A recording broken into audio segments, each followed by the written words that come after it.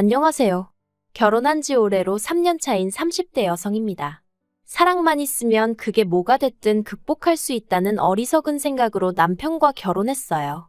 그러니 한마디로 제 팔자 제가 꼬았지요.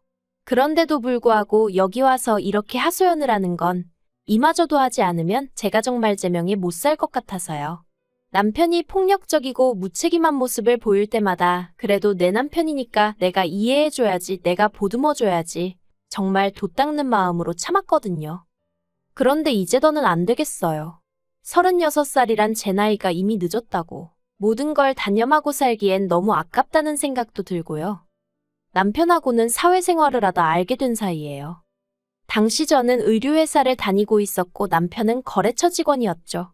처음엔 회사 일로 연락을 주고받았는데 그 횟수가 빈번해지다가 몇 번 만나면서 사적인 얘기도 조금씩 나누게 되고, 그게 계기가 되어서 알게 된 지 2년 만에 정식으로 연애를 시작했네요.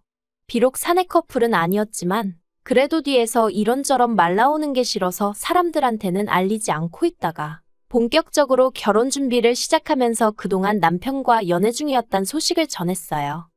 사실 제 연애 소식이 뭐라고 그렇게 쉬쉬했나 하는 사람들도 있었겠지만 거기엔 제 나름대로 이유가 있었습니다. 저희 친정부모님은 제가 중학생 때 이혼을 하셨거든요. 이런 말이 어떻게 들릴지 모르겠지만 솔직히 부모님의 이혼 소식을 들었을 때 별로 그다지 놀라진 않았어요. 워낙에 어려서부터 두 분 사이에 다툼이 잦았기에 평생 같이 사실 것 같진 않았거든요. 아무튼 그래도 외도를 했다거나 그런 건 아니었기에 비교적 원만하게 헤어지셨답니다. 저는 친정어머니를 따라갔고요. 하지만 원만하게 헤어지셨다고 해도 이혼이 저에게 미친 영향은 꽤나 컸습니다. 일단 저희 부모님은 같이 장사를 하셨다 보니 동네에 같이 아는 분들이 참으로 많으셨어요. 그렇다 보니 사람들끼리 이러쿵저러쿵 걱정이 되니까 그러는 거라곤 했지만 그래도 별의별 소리가 다 나오더라고요. 그래서 그때 저도 결심했죠. 누구를 만나고 헤어지는 건 정말 조심해야 되는 일이라고요. 사람들한테 괜히 말할 필요도 없고. 그래서 남편과 연애를 시작했을 때도 남들이 알게 될까봐 조심조심했던 거예요. 아무튼 그렇게 주변 사람들에게 알리고 양쪽 부모님들을 만나서 인사도 드렸습니다. 그런데 시댁이 가난한 건 알고 있었어요. 연애할 때도 남편이 자기가 어려서부터 얼마나 어렵게 자랐는지, 지금도 어머님 아버님이 돈 때문에 고생을 얼마나 하시는지 그런 이야기를 종종 했었거든요. 그리고 아니나 다를까 정말 손가락 빨고 살 만큼 가난한 건 아니었지만 그래도 반전세에 거주하시면서 노후 준비도 하나도 되어 있지 않았어요. 그런데 이런 조건을 알면서도 왜 결혼을 했냐면 저라고 조건이 얼마나 나은 건 아니었거든요. 시댁에서는 저희 부모님이 이혼 후 따로따로 사시는 걸 제 흠이라고 여기셨고 저 또한 나름대로 그게 제 컴플렉스였으니 저는 이혼한 부모 밑에서 자랐으니까 시부모님의 가난 정도는 이해해야 할 것만 같았어요. 그리고 한편으론 사이가 좋지 않으셨던 친정부모님에 반해 시부모님은 그런 와중에도 사이는 무척 좋으셨거든요. 그래서 그런 부모님 밑에서 자란 남편이라면 배우잣감으로 딱이란 생각도 들었고요. 물론 지금은 너무 후회합니다. 사람 성격이란 게 1, 2년 연애했다고 다 알 수 있는 건 결코 아니었어요. 생각해보면 저희 친정부모님도 그 당시에 흔치 않게 연애 결혼을 하셨는데 그럼에도 불구하고 같이 사는 내내 그렇게 싸우고 결국 성격 차이로 이혼을 하셨잖아요. 그런데 전 무슨 자신감으로 남편 성격이 어떻다 저떻다 판단을 내리고 결혼까지 결심했던 건지. 여담이지만 저희 친정부모님은 이혼 후 각자의 삶을 살고 계세요. 그리고 두 분 다 여전히 저에게 잘해주시죠. 하지만 아무래도 다 같이 한 집에 사는 건 아니다 보니 언젠가부터 친정어머니나 아버지께 저에 관한 이야기들을 시시콜콜 말하기가 어려웠어요. 그래서 결혼 전에도 이렇다 저렇다 상의 같은 걸 하기가 힘들었고요.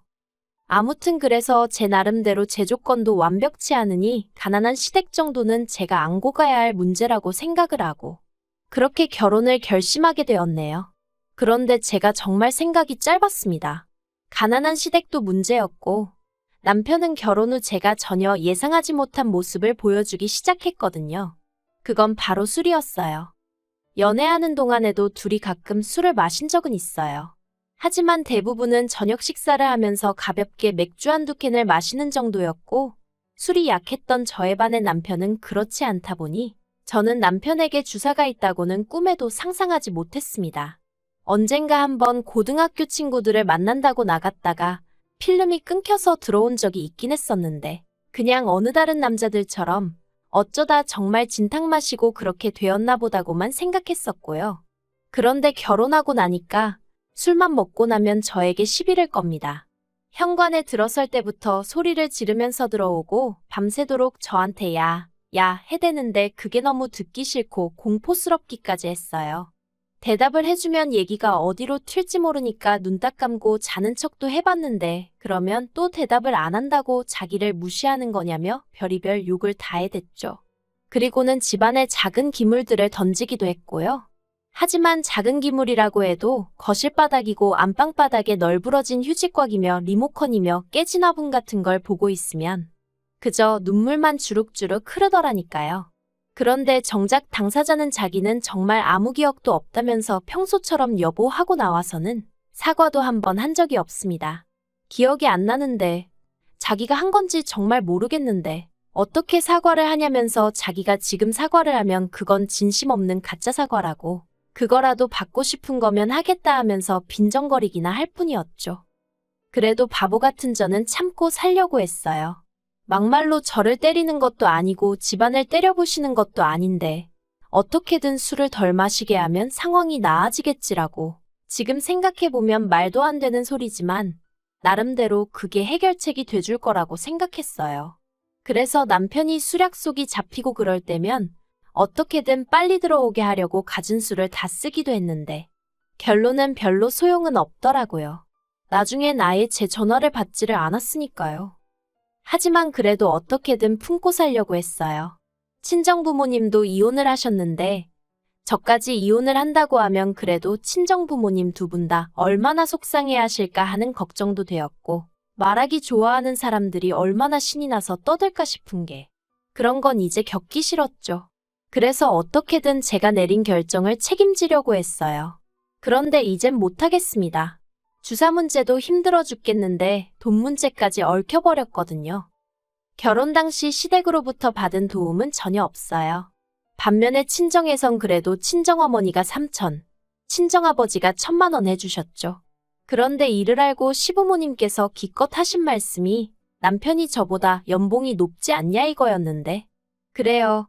연봉 자체만 놓고 말하자면 어머님 아버님 말씀대로 남편이 저보다 잘 벌었어요. 하지만 그러면 뭘 하나요?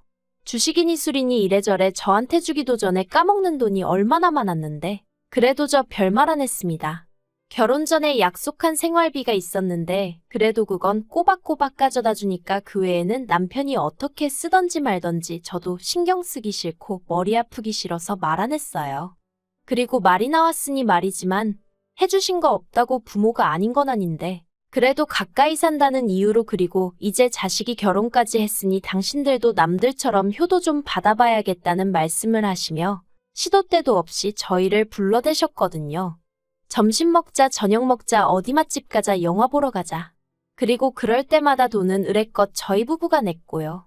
그런데 어느 날 문득 제가 계산을 해보니까 그런 식으로 시부모님을 한 달에 적게는 5번 많게는 10번도 보더라고요. 그러니 그 돈이 얼마였겠어요. 그런데 친정부모님은 2년 동안 6번 뵈었습니다. 친정부모님이 멀리 사시고 따로 사신다고 해도 차이가 너무 심하잖아요. 그러니까 정신이 탁 드는 게 그러다 올해 초 어떤 계기로 제가 새로운 도전을 꿈꾸게 되었어요. 그런데 원래 도전이라는 게 돈이 없으면 어렵잖아요. 그리고 저는 절대 은연중에라도 뭘 바라거나 그런 뜻은 없었는데 별 생각 없이 친정어머니랑 통화 중에 얘기를 한 거죠. 배워보고 싶은 게 있는데 돈이 제법 들 것 같다. 지나가는 말처럼요. 그랬더니 친정어머니가 그러면 엄마가 좀 보태줄게 하시길래 제가 괜찮다고 안 도와주셔도 된다고 아주 손사래를 쳤거든요. 그런데 이튿날 친정어머니가 제 계좌로 2천만 원이랑 큰돈을 보내셨습니다. 이 돈이 어디서 났냐 하니까 어디서 나긴 엄마가 벌었지 하시는데 문득 이혼 후 혼자 고생하시던 친정어머니 모습이 생각나서 감정이 북받치더라고요. 그래서 이 돈은 절대 못 받는다 못 쓴다 했는데 괜찮다고 그냥 받으라며 꼭 뭘 배우는데 쓰지 않더라도 비상금으로 가지고 있으라셨어요. 아무리 가정주부라고 하더라도 얼마 정도는 주머니에 가지고 있어야 하는 법이라면서요. 그래서 제가 이거 안 줘도 나 돈 있어 하는데도 원래 엄마 마음이란 게 그렇지가 않다면서. 그래서 더는 거절 안 하고 제가 갖고 있기로 한 거죠. 그런데 그런 일이 있고 얼마 지나지 않아 남편이 회사에서 사고를 치고 왔습니다. 남편이 회사 동료들하고 술 딱 한 잔만 하고 온다길래 그러라 한 게 화근이었죠. 새벽 2시, 3시가 돼도 집에 안 오더니 경찰에서 연락이 왔어요. 사실 필름이 끊기는 일은 있었어도 저를 괴롭히긴 했어도 어떻게든 기어서라도 집에는 들어오던 인간이었거든요. 그런데 경찰에서 연락이 왔으니 얼마나 제가 놀랐겠어요. 그래서 불이 나게 경찰서로 쫓아갔더니 세상에 남편이 자기 동료를 팼더라고요.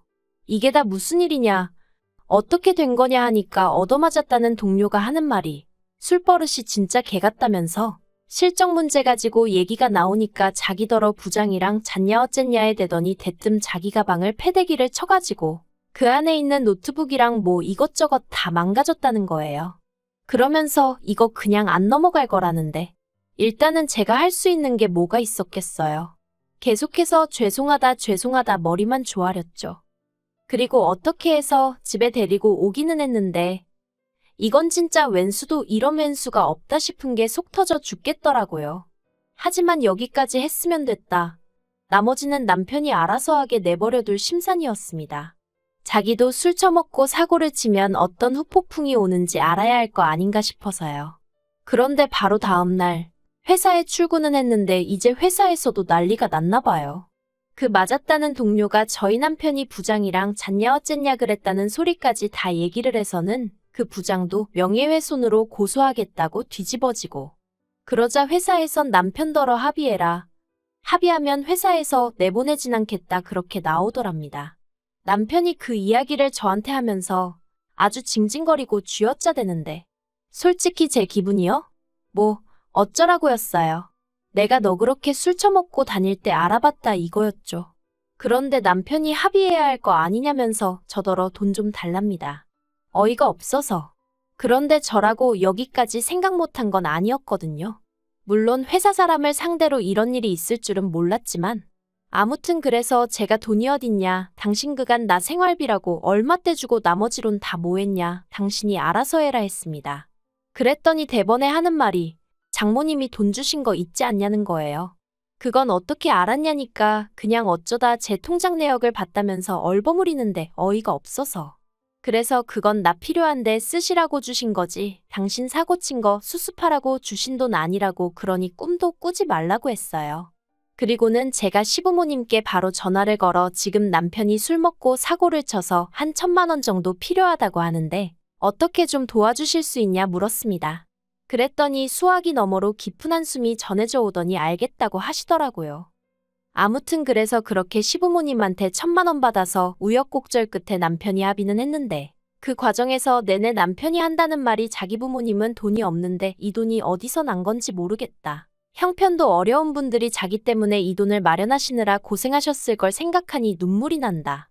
말만 들으면 효자도 세상에 그런 효자가 없구나 싶을 정도였죠. 어이가 없었어요. 친정어머니가 주신 돈은 별거 아니라는 듯 빌려 쓰려고 들더니 아주 시부모님 돈은 벌벌 떠는 게. 그런데 제가 정말 이 인간 안 되겠구나.